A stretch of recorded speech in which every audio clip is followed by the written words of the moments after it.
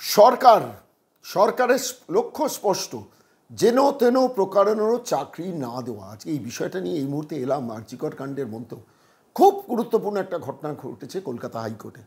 এবং আপনারা জানেন কলকাতা হাইকোর্টে সাম্প্রতিক উচ্চ প্রাথমিকে বেশ কিছু ছেলেমেয়ের রিক্রুটমেন্টের ব্যাপারে সরাসরি নির্দেশ দিয়েছেন এবং সেই সংখ্যাটা সব মিলিয়ে 12,589 প্লাস 14,1,463 জন।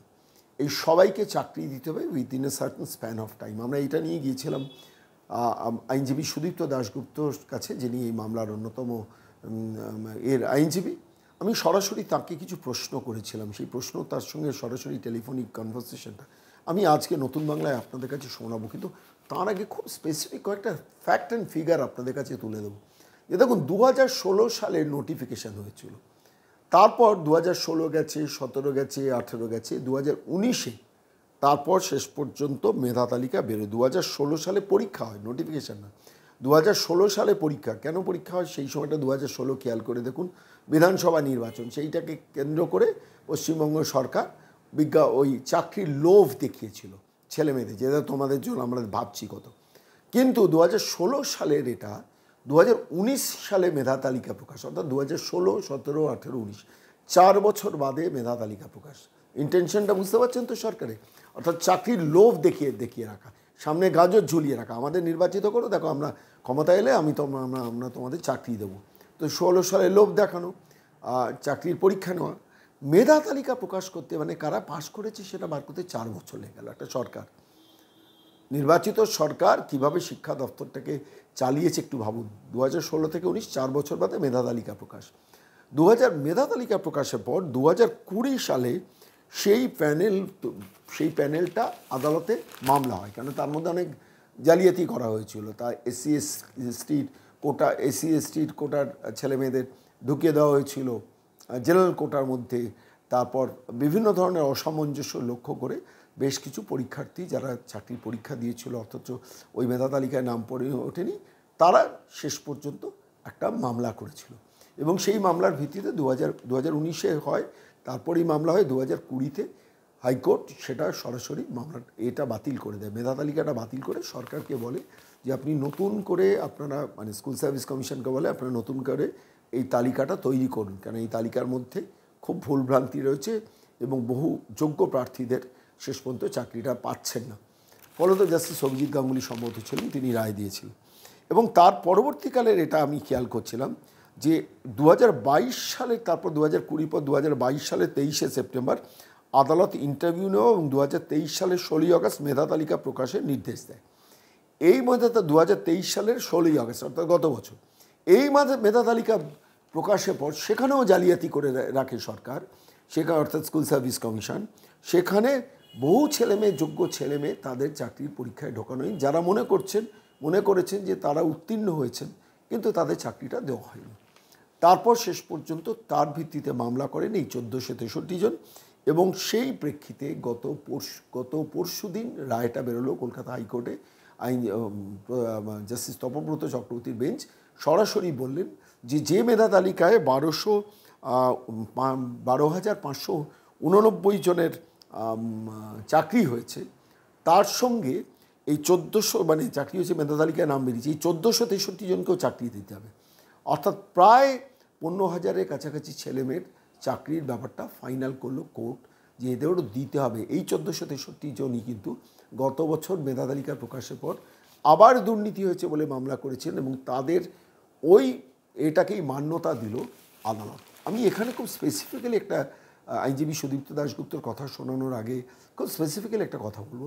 এই মামলাটায় বারবার স্কুল সার্ভিস কমিশন এবং আইনজীবী কল্যাণ বন্দ্যোপাধ্যায়, বুঝতেই পারছেন কাদের লোক, তারা মামলাটায় কোর্টকে বোঝানোর চেষ্টা করেছে যে কোর্টের কাজ নয় তথ্য অনুসন্ধান করা, কোর্টের কাজ নয় মানে তথ্য ইনভেস্টিগেট করা, আর যেটা যে তালিকা বেরিয়েছে সেই তালিকাকেই মান্যতা দিতে হবে। পরবর্তীকালে শোনা গেল 233 জন অকৃতকার্যকে তালিকা থেকে বাদ দিতে হয়েছে। একটা স্কুল সার্ভিস কমিশন আদালতে গিয়ে বলতে পারেনি যে কতগুলো আদতে ভ্যাকেন্সি আছে, কোর্টে নজরে পড়েছে সব, ফলত সমস্তটা বিচার করে শেষ পর্যন্ত জাস্টিস তপব্রত চক্রবর্তী এই 1 মাসের মধ্যে সমস্ত ছেলে মেয়েগুলোকে চাকরির পরীক্ষায় বসার জন্য নির্দেশ, মানে চাকরি পরীক্ষা নয়, চাকরিতে নিয়োগের জন্য নির্দেশ দিলেন শিক্ষা দপ্তরকে, বিকাশ ভবনকে বা স্কুল সার্ভিস কমিশনকে, এবং অবশ্যই বকলমে নবান্নকে। আমি দেখুন আজকে এই প্রতিবেদন পেশ করতে গিয়ে আমার একটা অন্য জিনিস মনে হলো বলে আজকে আপনাদের কাছে বলছি। 1 নম্বর হচ্ছে সরকারের ইন্টেনশনটা, যেটা নিয়ে আমি সুদীপ্তবাবুকে প্রশ্নটা করেছিলাম। সরকারের লক্ষ্যটা কী? সরকারের লক্ষ্য হচ্ছে একটা চাকরির পরীক্ষার বিজ্ঞাপন দেবো, লোকে লাখে লাখে পরীক্ষা দেবে, তারপর সেখানে যে প্যানেলটা তৈরি করব সেটাও 3 বছর বাদে বার করব, এবং সেটা বার করার পর সেখানেও জালিয়াতি করে নিজের কোটার লোকেদের ঢোকাবো, টাকা তুলে লোককে ঢোকাবো, সেইটা করব। এবং তখন যখন কেউ ধরে সেটা নিয়ে আদালতে যাবে তখন স্টে অর্ডার হবে, এবং সেই স্টে অর্ডার হলে শেষ পর্যন্ত আমাকেই তো আর চাকরিটা দিতে হবে না, তাহলে তো সরকারের টাকা বাঁচবে। এটা কিন্তু মমতা বন্দ্যোপাধ্যায়ের মস্তিষ্কের আউটপুট কিন্তু খুব পরিষ্কার বলি। এবং এই জায়গা থেকে দাঁড়িয়ে ভালো করে ভেবে দেখুন, প্রত্যেকটা পরীক্ষায় এমন কিছু জালিয়াতি করে রাখে যাতে কিছু লোক কোর্টে যায়, মামলা করে, স্টে অর্ডার হয়, আর মমতা বন্দ্যোপাধ্যায় বাইরে দাঁড়িয়ে চেঁচাবেন কী করব, আদালত হস্তক্ষেপ করছে, আমার হাতে 10 লাখ চাকরি রেডি আছে। আরে আপনি জালিয়াতিটা কেন করবেন? আপনি 2016 সালে পরীক্ষা নিয়েছেন, 2019 সালে মেধা তালিকা বার করবেন কেন? কেন মানুষকে কোর্টে যেতে হবে? অন্য রাজ্যে তো এই কোর্টে যেতে হয় না, এ রাজ্যে কেন যেতে হয়? মানে জালিয়াতি ইচ্ছে করে করা হয়, এবং এই ইচ্ছে করে করে এদের ছেলে মেয়েগুলোর পরীক্ষা চাকরিটা বিলম্ব করতে হয়। ভাবুন তো 2016 সালে যে ছেলে মেয়েগুলো পরীক্ষা দিয়েছে তাদের জীবনে কত বছর গেছে? 17, 18, 19, 20, 21, 22, 23, 24, 8টা বছর তাদের জীবনে চলে গেছে। তারা তো এই সময়টা সংসার চালাতে পারতো, রোজগার করতে পারতো। তাদের জীবন থেকে 8টা বছর কেড়ে নিয়েছেন মমতা বন্দ্যোপাধ্যায়। এক। দ্বিতীয়ত হচ্ছে এই মামলাটা বিরোধিতা করে গেছেন একদিকে কল্যাণ বন্দ্যোপাধ্যায়, একদিকে স্কুল সার্ভিস কমিশনের আইনজীবী। বিরোধিতা করে আলটিমেটলি সময় নষ্ট করেছেন, অর্থ নষ্ট করেছেন, আদালতে সরকারের ট্যাক্স পেয়ারের টাকায় এই মামলার আইনজীবীদের খরচা মিটিয়েছে সরকার, এবং মিটিয়েও শেষ পর্যন্ত হারলো। দেখুন কীভাবে একটা সরকার কোর্টে গিয়ে আইনজীবীদের পেছনে পয়সা ঢালবে, তবু ছেলে মেয়েদের চাকরি দেবে না। পয়সা ঢেলে বিরোধিতা করলো, যারা 1463 জন মামলাটা করেছেন, বিরোধিতা করে রেজাল্ট হলো না, শেষ পর্যন্ত তারা জিতলো, নবান্ন হারলো, বিকাশ ভবন হারলো, ভ্রাতৃবসু হারলো, স্কুল সার্ভিস কমিশন হারলো। কিন্তু এই ছেলে মেয়েগুলোর জীবনে 8টা বছর ফিরিয়ে দিতে পারবেন? কি অসভ্য একটা সরকার বলুন তো। আমি এই বিশেষ প্রতিবেদনে সরাসরি গিয়েছিলাম আইনজীবী সুদীপ্ত দাশগুপ্তর কাছে, কি বলেছেন আমাদের প্রশ্নের উত্তরে শুনুন। নমস্কার সুদীপ্তবাবু, সন্ময় বলছি। হ্যাঁ নমস্কার, বলুন। বলছি শেষ পর্যন্ত উচ্চ প্রাথমিক মামলায় 8 বছর বাদে 1463 জনের করা মামলায় 7টা বেঞ্চ, সিঙ্গেল এবং ডিভিশন বেঞ্চ মিলিয়ে শেষ পর্যন্ত কপাল খুললো এই 1463 জনের।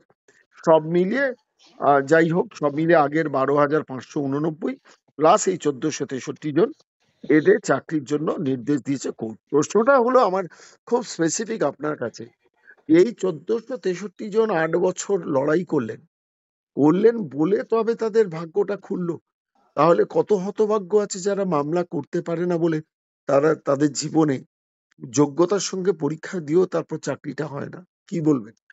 দেখুন, এটাই আমাদের দুর্ভাগ্য যে এখনো এরকম অনেকে আছে যারা অনেক যোগ্যতা, কিন্তু কোনো কারণে, সেটা আর্থিক কারণ হতে পারে, আরো অন্য অনেক কারণ হতে পারে, যার জন্য যারা কোর্টে আসতে পারে না সব সময়, এবং তার জন্য তারা কিন্তু বিচার পায় না। এখানে একটা বিষয় আছে, আপনাকে আমি বলি। এই প্রসেসটা বিজ্ঞপ্তি বেরিয়েছিল 2016 সালে। কমিশন মানে কোনো অজ্ঞাত কারণে প্রসেসটা আরম্ভ করলো 2019 সালে। হুম, ঠিক আছে? হুম, করে এমনই গন্ডগোল পাকালো, এমন দুর্নীতি হলো যে 2020 সালের 11ই ডিসেম্বর এই কলকাতা হাইকোর্টই পুরো প্রসেসটা বাতিল করে দিয়ে বললো নতুন করে শুরু করুন। হুম, সেই নতুন করে যখন শুরু করলো তখন আবার করে গন্ডগোল হলো, জাস্টিস অভিজিৎ গঙ্গোপাধ্যায় স্টে দিল। তারপরে জাস্টিস অভিজিৎ গঙ্গোপাধ্যায় বললো যে সবার মার্কস প্রকাশ করুন।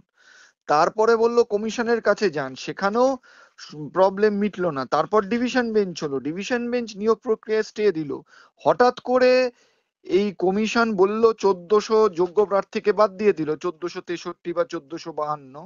হুম, সেইটা নিয়ে কমিশন লড়ে গেল, না এদের দেওয়া যাবে না। আমরা বললাম যে যারা অযোগ্য, শূন্য পেয়েছে, পরীক্ষায় বসেনি, আপনি আগে তাদের বাদ দিন। সেই আবার কোর্টের হস্তক্ষেপে 233 জন এরকম বাদ গেল। আলটিমেটলি শেষ দিন অব্দি কমিশন বলে গেল এই 1463 কে আমরা নেব না, এরা যোগ্য। আমরা বললাম এরা যোগ্য। আলটিমেটলি মহামান্য ডিভিশন বেঞ্চ অর্ডার দিল এই 1463 বা 52 যারা আছেন এই যোগ্য, এদেরকেও অন্তর্ভুক্ত করে নতুন করে মেরিট লিস্ট বার করতে হবে। এবার প্রশ্নটা হলো, এই 1463 আজকে ধরে এতদিন লড়েছে বলে আজকে হয়েছে। হুম। যদি তারা না লড়তো তাহলে তো এই যোগ্যতা তাদের বাছাই হতো কেন? সব সময় যোগ্য আছি আমি, আমাকে সুযোগ দেওয়া হোক, তার জন্য কোর্টে যেতে হবে। সরকার কিসের জন্য আছে, কমিশন কিসের জন্য আছে? এটাই হলো দুর্ভাগ্য। ঠিক আমার এই জায়গা থেকেই মানে আরেকটা দ্বিতীয় প্রশ্ন আপনার কাছে আছে, যে আপনি যথার্থই বলেছেন, আমারও সেটা মনের প্রশ্ন। যারা লড়লো 8 বছর ধরে এই দীর্ঘ লড়াইয়ের পর শেষ পর্যন্ত তাদের ভাগ্য খুললো, যারা লড়তে পারলো না তাদের জীবনে অন্ধকারটা নেমে গেল। আমার খুব আরো একটা দিক প্রশ্ন, সেটা হচ্ছে এই বাধা দেওয়ার জন্য তো সরকারের প্রচুর সময়, অর্থ এগুলোও ব্যয় হয়েছে, তাই নয় কি?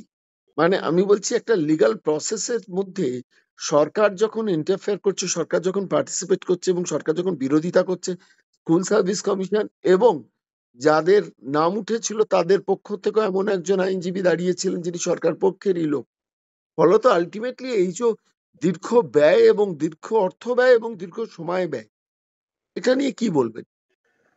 দেখুন, প্রথম কথা হলো যে অর্থ ব্যয় এটা তো আমার আপনার ট্যাক্সের টাকা দিয়েই হচ্ছে এক।